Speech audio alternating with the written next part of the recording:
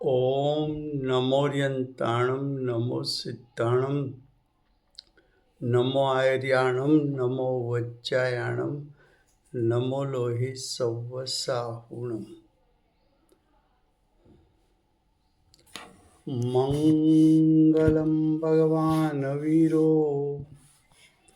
मंगलम गौतमो गणी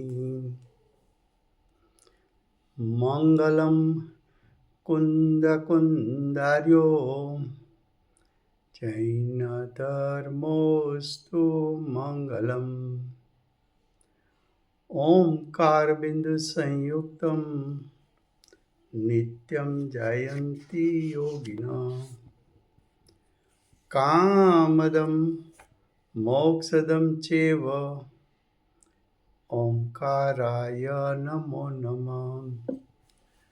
अहोपकार जिनवर्णो कुंदनो ध्वनि दिव्यनो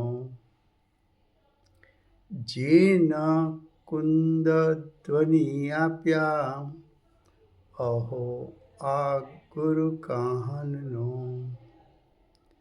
तुझ ज्ञान ध्यान नो रंग अमया दर्श रहो हो शिव पद तक तुझ संग माता हाथ ग्रहो। ये प्रवचन सार नाम का परम अध्यात्म शास्त्र है। भगवत कुंकुंदाचार्य देव ने मांगलिक करके प्रतिज्ञा की है। आचार्य भगवान ने जो आगम की रचनाओं की वो आगमों 5 विभाग में उसको बांटा है। हर आगम में आचार्य भगवान प्रथम प्रतिज्ञा करेंगे, प्रथम मांगलिक करेंगे। उसके बाद आचार्य भगवान प्रतिज्ञा करेंगे। उसके बाद आचार्य भगवान संक्षिप्त विस्तार करेंगे। उसके बाद आचार्य भगवान विशेष विस्तार करेंगे और उसके बाद आचार्य भगवान उपसंहार करेंगे। ये प्रवचन सार है। उसमें गाथा नंबर 16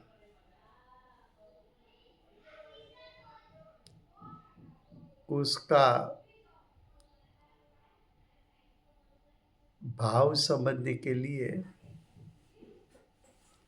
जिज्ञासु मुमुक्षु ने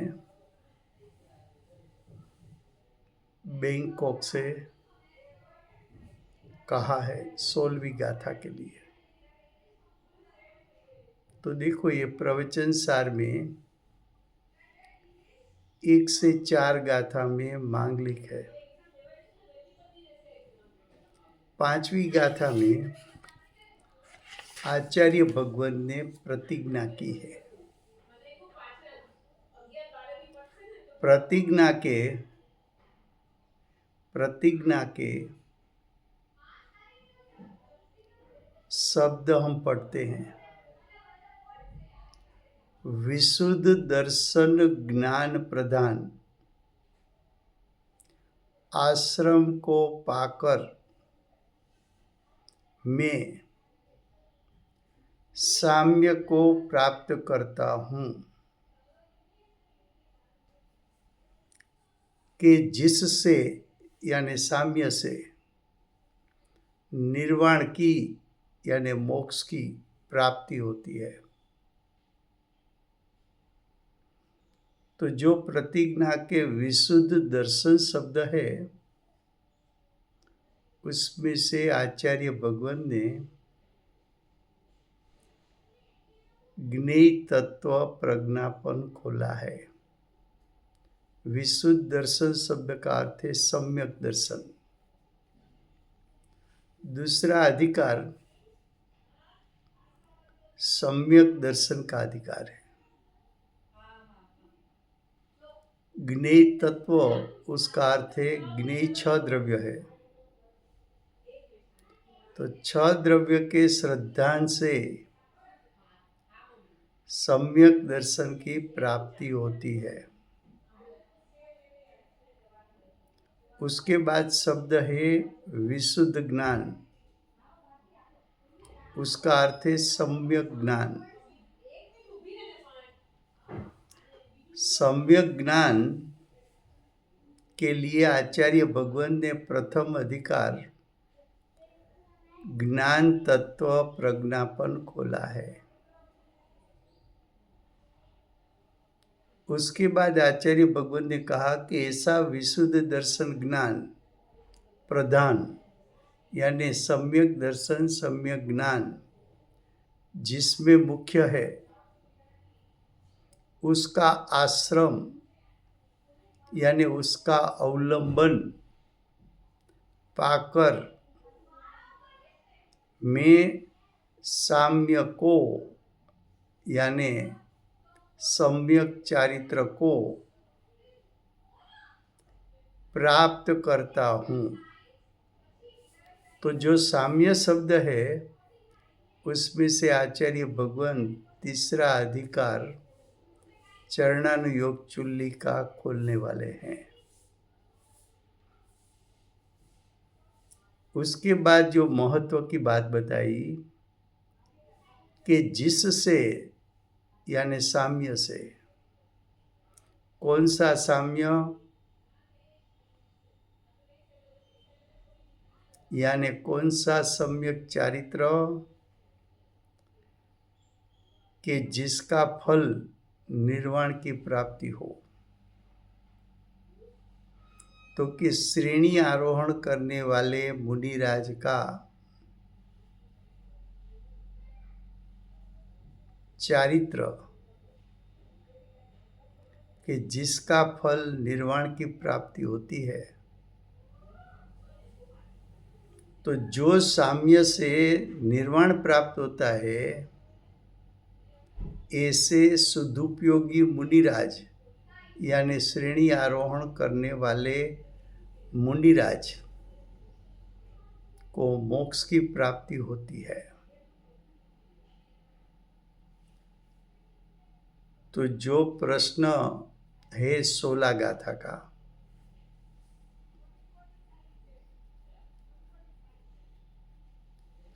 गाथा प्रवचन सार के प्रथम अधिकार ज्ञान तत्व प्रज्ञापन में 16वीं गाथा ज्ञान तत्व प्रज्ञापन का विषय है। बाद में उसका अर्थ करेंगे आगे। 6 से 12 गाथा में आचार्य भगवान ने इस प्रतिज्ञा का संक्षिप्त विस्तार किया है। प्रतिज्ञा के शब्द में से 3 अधिकार खोला है। विशुद्ध दर्शन, उसका अर्थ है सम्यक दर्शन, उसका अर्थ है ज्ञेय तत्व प्रज्ञापन यानी 6 द्रव्य का कथन, 6 द्रव्य के श्रद्धान से सम्यक दर्शन होता है। तो प्रतिज्ञा में से दूसरा अधिकार खोला विशुद्ध ज्ञान सम्यक ज्ञान। शास्त्र की परिभाषा में आचार्य भगवान उसको यानी सम्यक ज्ञान को ज्ञान तत्व प्रज्ञापन कहते हैं। और तीसरा शब्द है साम्य। यानी सम्यक चारित्र। सम्यक चारित्र को आचार्य भगवंत शास्त्र की परिभाषा में चरणानुयोग चुल्ली का वो तीसरा अधिकार कहते हैं। अब 6 से 12 गाथा में संक्षिप्त विस्तार किया है।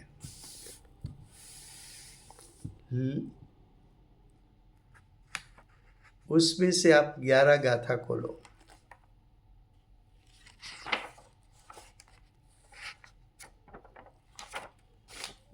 ग्यारह गाथा का अन्वयार्थ पढ़ो।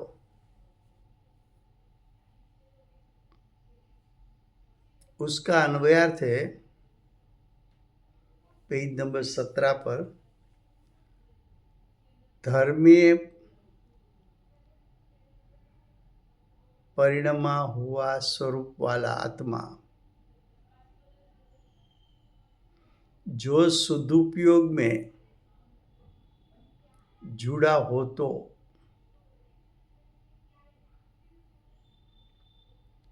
धर्म परिणमित आत्मा यानी सम्यक चारित्रवान, वितराग चारित्रवान स्वरूप वाला आत्मा यानी मुनिराज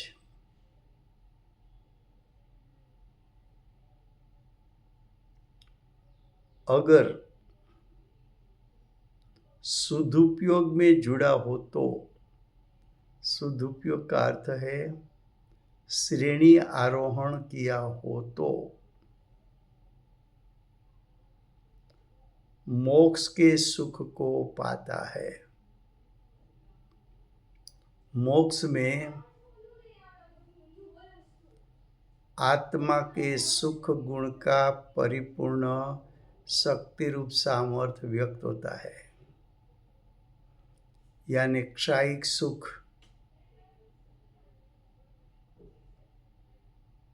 जो जीव ने श्रेणी आरोहण की, यानी जो मुनिराज ने श्रेणी आरोहण की, यानी जो मुनिराज सदुपयोगी है, वो श्रेणी आरोहण करके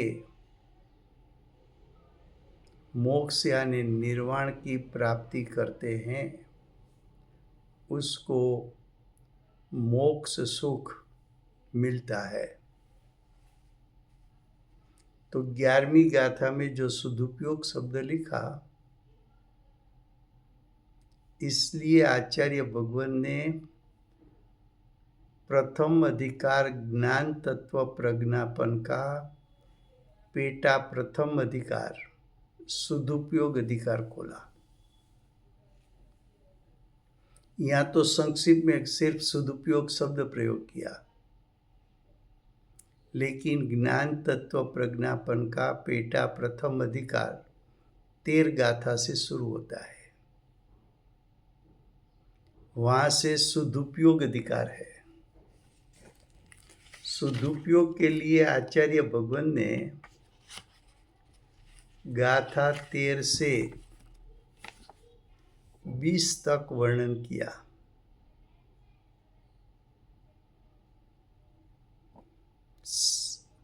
तो आचार्य भगवान ने 8 गाथा सदुपयोग का स्वरूप समझाने के लिए कहा।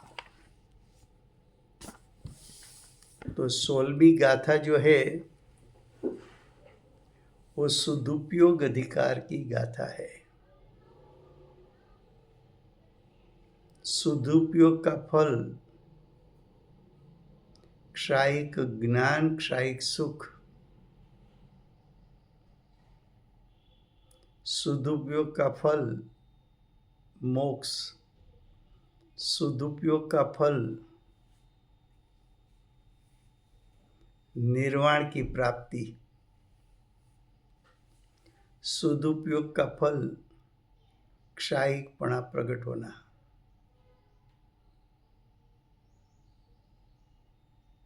तो 11वीं गाथा के सदुपयोग शब्द में से आचार्य भगवान ने ज्ञान तत्व प्रज्ञापन का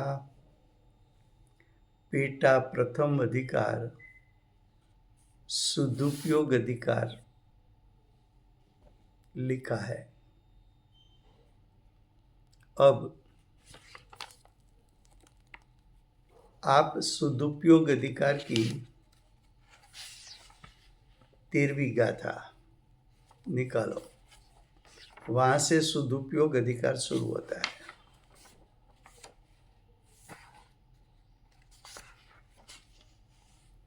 वो गाथा के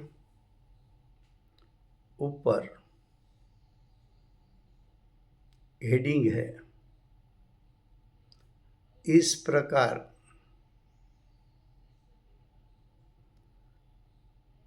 भगवान कुंकुंदाचार्य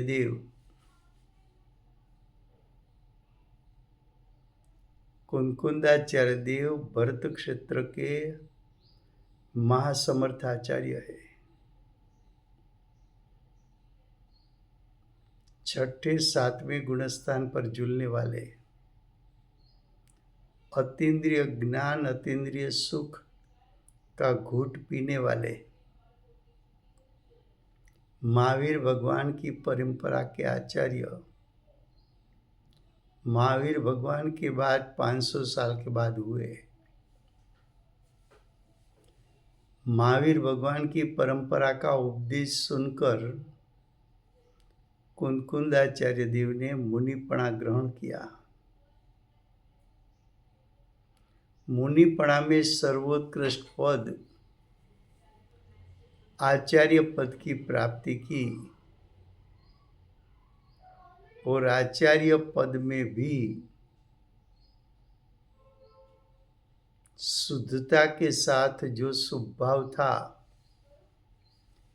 उसके फल में रुद्धियों की प्रगटता की। जो अनेक रुद्धियों की प्रगटता हुई, उसमें एक चारण रुद्धि थी। चारण रुद्धि के माध्यम से भरत क्षेत्र के महासमर्थ आचार्य आकाश गमन सशरीर के साथ करके महाविद्य क्षेत्र में पधारे। महाविद्य क्षेत्र में जाकर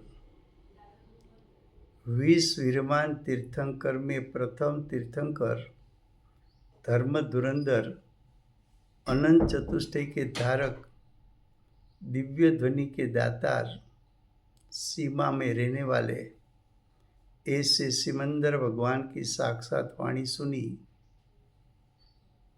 और 8 दिन महाविद्य क्षेत्र में रहे केवली श्रुत केलियों का परिचय किया। भगवान की वाणी को अपनी श्रुत लब्धि में अवधारण करके भरत क्षेत्र में आकर प्रथम शास्त्र प्रवचन सार की रचना की। प्रवचन सार शब्द का अर्थ प्रवचन सार 3 शब्द है। प्र का अर्थ है उत्कृष्ट, सर्वोत्कृष्ट वचन। विश्व में सर्वोत्कृष्ट वचन तीर्थंकर भगवान की दिव्य ध्वनि है। उसका सार, भगवान की दिव्य ध्वनि का सार आचार्य भगवंत अपनी श्रुत लब्धि में ग्रहण करके आए हैं, अवधारण करके आए हैं, और आचार्य भगवान ने वो उपदेश अपनी अनुभूति के साथ मिलाकर यहाँ आके प्रवचन सार की रचना की है। तो देखो, भगवान कुंकुंदाचार्य देव 16वीं गाथा का हेडिंग कि ये भगवान कुंकुंदाचार्य देव समस्त शुभ अशुभ उपयोग वृत्ति को यानी शुभ अशुभ उपयोग रूप परिणाम को अपास्त करके, अपास्त का अर्थ है शुभाशुभ भाव का तिरस्कार,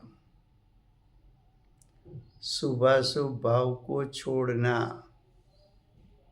शुभाशुभ भाव को दूर करना। तो कि शुभाशुभ भाव को दूर करके